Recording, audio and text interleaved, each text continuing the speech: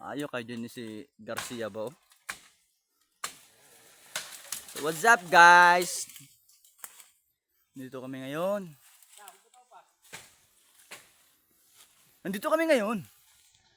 Kami ay kumukuha ng kawayan.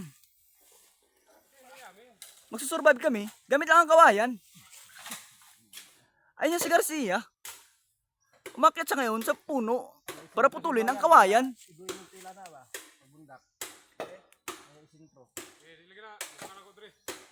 Kailangan namin yan para sa aming pagsusurvival ng 5 araw. Bibigyan kami ni sir ng 10,000 pag kami ay nakasurvive. Kaya ngayon, ang kasama namin si Garcia, siya nagpuputol ng kawayan. Galingan mong Gar para sa 1,000.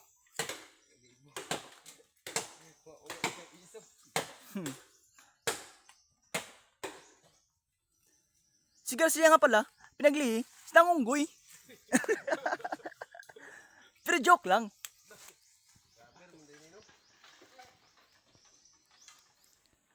Ito yung mga kasama namin. 1, 2, 3, 4, 10 nga pa pala kami. Nandito kami ngayon. Madami kami dito.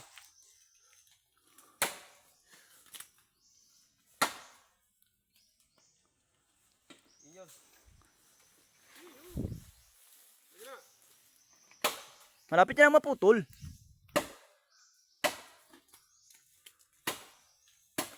Mukhang pagod na si Garcia. At ayun na nga, naputol na niya.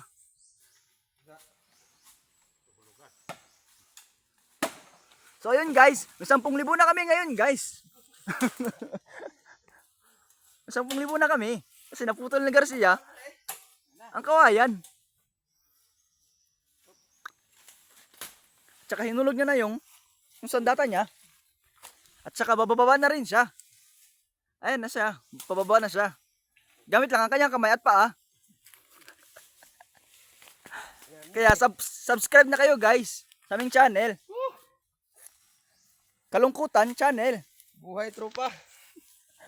Ay Kulangot Vlog. Subscribe kayo sa aming Kulangot Vlog. Kulangot sa. Hi guys. Oh, Kulangot Vlog.